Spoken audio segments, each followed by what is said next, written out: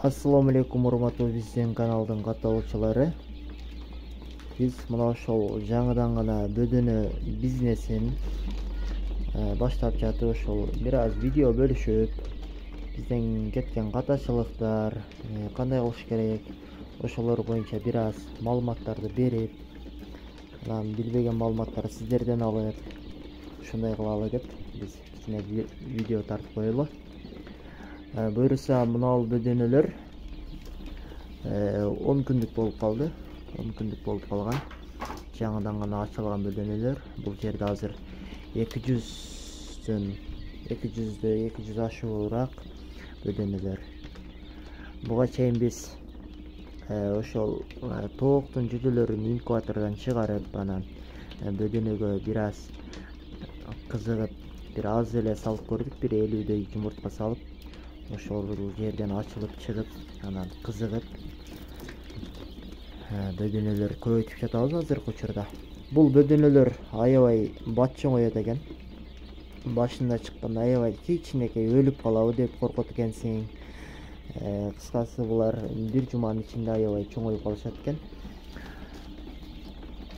Анан булар чыкканда бөдөнөлөр көбүнчө мына назигирактары бул жака коюп койгонбуз. Мына ушундай шпагатка олтуруп, мынандай болуп калат экен. Ошондой болуп чыгып, бир аз ошондойлор чыгып калды. Аларды бул жака отдельный дөөлөп кетпесин деп бул жака бөлүп койгонбуз. Бизде азыр Япон манжур менен Техас породасындагы бөдөнөлөр алып келип, биз бул 3-чү потогубуз. Биринчи потогубуздан 32-33дөй бөдөнөбүз бар. Экинчи потогубуздан 35дөй. Эки поток азыздан салып, анан кийинки потокторуна көбүрөөк жумуртка салып, мына. Буюрса мына бир 250дөй ашты. Анан бир күндөрү ошо бөдөнөлөр мына үстү ачык калып кетип, бир аз суук болуп, мына жерге үшүп, аябай чогулуп, бир күн 15-те, эртеси бир 8-де жожо өлүп калыптыр бөдөнөлөр үшкөгөндүктөн. Бизде брудер жок, ушундай эле колдой жасап койгонбуз. Терморегулятор жок. Ошол себептен ошол бир аз катачылыктар. Сиздер да кылсаңыздар, ошо брудер эң керектүү буюм болот экен негизи. Брудер ичинде жылуулукту бирдей температурада терморегулятор менен койсоңуздар аябай сонун болот. Анан буларды бастырып, азыр жаңыдан гана бул аппарат жаңыдан гана келди бизге. Азыр бул жумурткасына 2 сутка болду жумуртка салганыбыз. Буга бир 300дөй жумуртка бар бунун ичинде. Анан бул аппаратыбызда 330дайбы жумуртка бар. Бул самодельный колдой жасалган аппарат.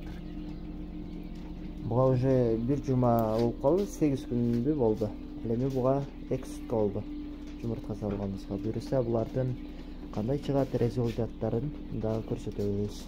Андыктан биздин каналдан алыстабай катталып койсоңуздар, ушундай бөдөнө тууралуу биз жаңыдан гана баштап, катачылыктар, эмне кылыш керек, ошолор боюнча маалыматтар берип турабыз.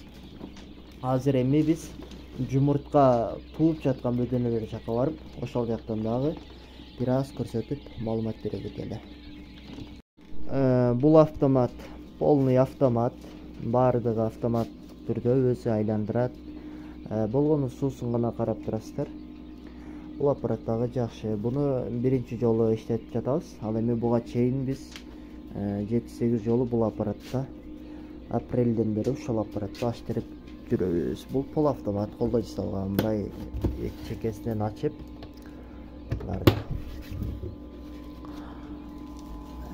жумурткаларды акырын мына кылып оодарып коебуз. Ушундай акырын. Ар 6 саат сайын биз бир оодарып коебуз.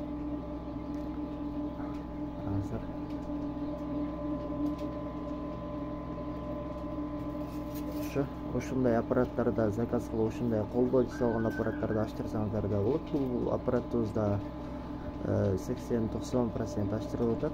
Жумурткаларды биз толук жумурткаларын аштырганбыз. Буга чейин бөдөнөлөрдү мындай жумуртка жетпей калганда эле аз кылып салып койгонбуз. Анан мына астына экинчи потогубуз мындай астына салган элек. Астындагы баардык жумуртка ачкан. Анан азыр мынага 300 жумуртка батып, бир 30дай жумуртка ачып калган. Ошол астына салып койдук. Ошо. Бул инкубатор аппараттары боюнча дагы толугураак маалымат беребиз. Кандай кылып аштырып жатабыз? Бизден алыстабай туруңуздар. Мынакей урматтуу достор, биздин бөдөнө канабыз ошол жак. Аткананын эле бир бурчун мына ошентип бир аз шарт түзүп, бул жер бир аз кыска эле. Бул жагы 2,5 га 2 ошондой. Караңыздар. Мына ушундай айнектер, мына эшиктер, булар өзүбүздүн эле эски үйлөрдүн эшиктери. Ушул жерге коюп, дубал уруп, аткананын бир бөлүгүн ушундай кылып бөлүп койгонбуз. Мынакей. Мыналар Техастар. Булар 2 айлык болуп калган бөдөнөлөр. Ал эми мыналар экинчи потогубуздагы япон манжур деген породадагы бөдөнө. Астындагылар дагы, булар дагы Техас породасындагы бөдөнөлөр. Булар дагы эми жумурткага кирип, мына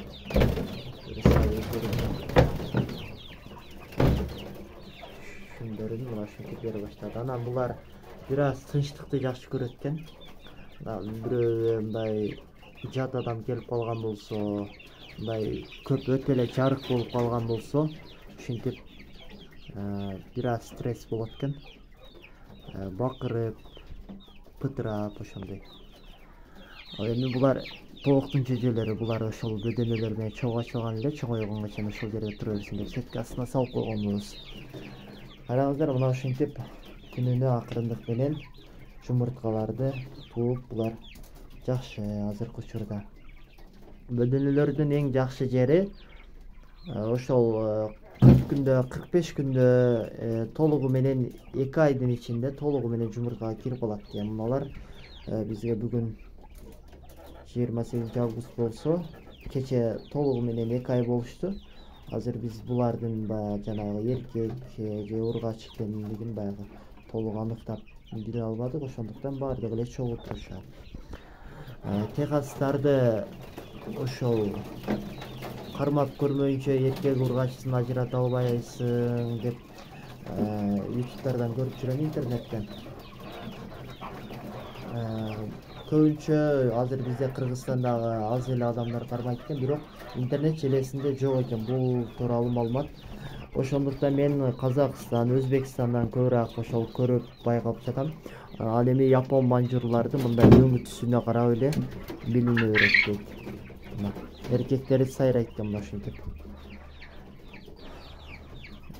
Кыскасын айтканда ошондой достор. Ал эми бул бачоттор суу ичкенге. Булар дагы ниппельный поилка аркылуу ичишет сууну. Бул клеткаларындагы өзүбүз жасаганбыз, эгер заказ берсеңиздер болот.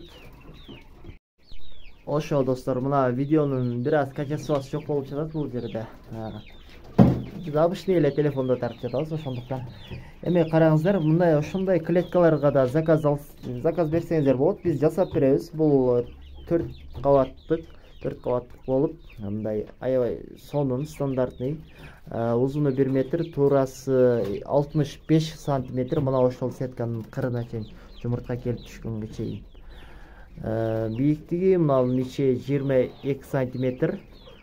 Арты 18 сантиметрге ошондой уклон менен ошол жумуртка туусу астына келип түшөт. Ошо ниппельный поилкалар коюлган. Сууну бачокко толтуруп коесуздар. Өзү келип иче берет. Жемдерин мындай салып коесуздар.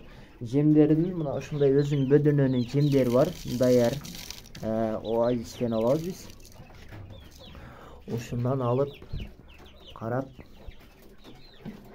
өзүңүздөрдүн бир кичинекей эле мына ошол 1 метр квадраттык жерди ээлейт. Анан мына көңдөрүн астындагы кыктарын мына ошентип мыналар аркылуу алып тазалап ара ушинтип салып коесуздар болот. Караңыздар, бул аябай ыңгайлуу, баардык шарт. Эми мына ошол бул жагына 2,5, ал эми бул жагы 2, туурасы 2,5 2 жерге азыр биз ошол 700-800 баш бөдөнөнү баткырабыз деп турабыз. Эми буюрса дагы да клеткаларды жасайбыз. Азыркы биздин наркы бөдөнөлөрүбүз чоңойсо клеткаларды жасап, эмдиги жасаган клеткаларды азыр булар ар бир кабатына 40 баштан батат. Ал эми биз эмдиги жасаганыбызды 5 кабат кылып 200 баш бөдөнө бата турган кылып жасайбыз. Анан биздин бул клеткалар жасаганда катачылык эмес, эми просто мына бир аз мына эндүүрөөк кылып койгонбуз. Ошоларды кыскартып 5 кабат кылып жасайбыз. Мына аралыктары өтө чоң коюлган бизде. Биринчи жасалышыбыз болуп интернеттен көрүп, ар жактан көрүп, ал эми кийинкилери мындай кылбайбыз, бир аз кыскартабыз. Ошо, ардактуу достор, сиздер дагы ошол бөдөнөлөргө заказ берсеңиздер болот. Андыктан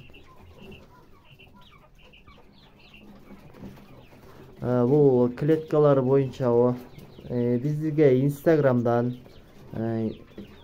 ТикТоктон, Телеграмдан кирип байланышсаңыздар болот. Биз жумурткаларды эми буюрса буларды упаковка кылып чыгарабыз. Өзүбүздүн эмблемабыз менен. Бөдөнө оштун оокат деп жазсаңыздар биздин каналдар чыгат. Андыктан достор, баардыгыңыздарга сунуштайбыз. Ошол эмиден гана, жаңыдан гана биз мындай кирешеге чыгып, мына жумурткаларды эмне сатып кирешеге чыгып баштадык. Азыркы учурда булар өздөрүнүн чемдерин өздөрү актап, ошондой болуп аткан учурлар. Буюрса ошол жерге бир 700-800 баш бөдөнө кылабыз. Алар жөнүндө дагы толук маалымат, мына клеткалар кандай жасалат, ушул боюнча дагы маалымат толугураак чыгарабыз. Андыктан бизге катталып, лайктан басып, колдоодон берип, жумурткаларга заказ берсеңиздер болот. Буюрса азыр бизде этке даяр эмес. Кийинчерээк 1-2 айдан соң биз дагы бөдөнөлөрдүн эттерин чыгара баштайбыз. Азырынча жумурткалар.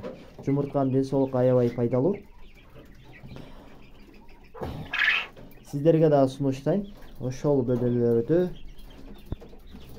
ушундай 1 метр квадрат жерге 160 бөдөнө салып, күнүнө жок дегенде сиздер короз менен аралаштырып койсоңуздар болот. Азыр бул жерде бизде 65 эле бөдөнө бар.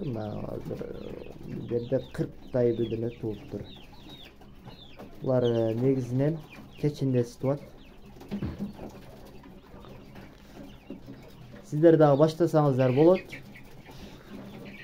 Буюрса биз толугураак маалыматтарды ушул YouTube'дан, Instagram'dan, TikTok'tan, баардык соцсеттерден чыгарып турабыз.